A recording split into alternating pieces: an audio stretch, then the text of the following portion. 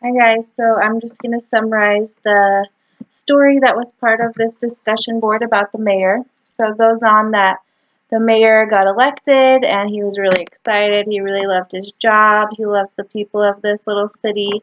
But he had one big job to do, and that was to figure out how much to make this tax that was kind of put on his plate as he got elected. So he wanted to make sure it was a good generalization of his little town because, he didn't want to make it too high to where some of the more poor people couldn't pay the tax, but he didn't want to make it too low to where some of the things from the city would have to be canceled that the tax pays for.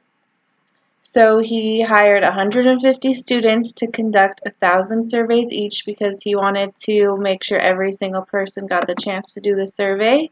So first of all, that's just crazy. I can't even imagine the number of surveys. I'm a teacher and I teach like 100 kids, and when I have a stack of 100 tests on my desk, I freak out. So I would definitely freak out with that many surveys.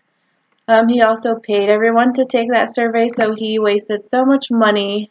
I think it said $750,000 just for their surveys.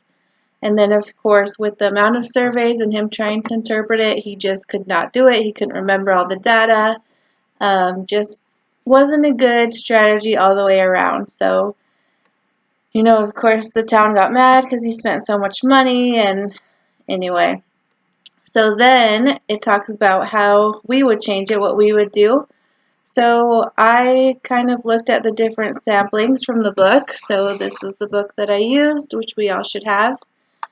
Um, and I decided that he should try the stratified type of sampling. So in the book, it's defined as a modification of either simple, random, or systematic sampling.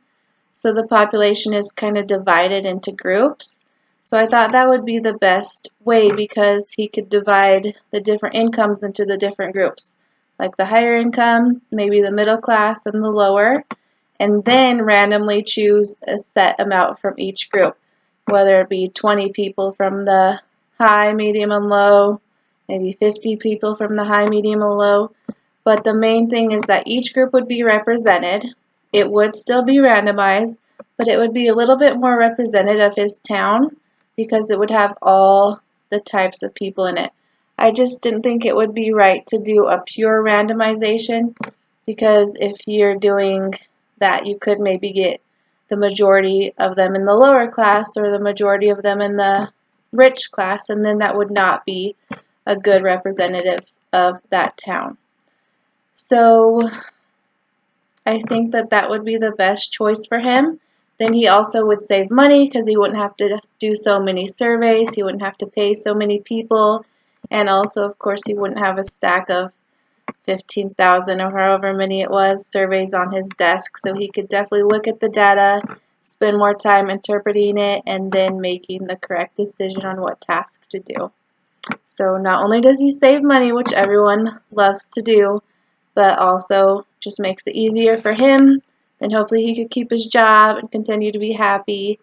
And good luck with that. I don't know how any mayors would enjoy being it, but I thought it was a cute story and it made it more relevant. It was interesting to think about what you would do in that situation. So thanks. Have a good weekend.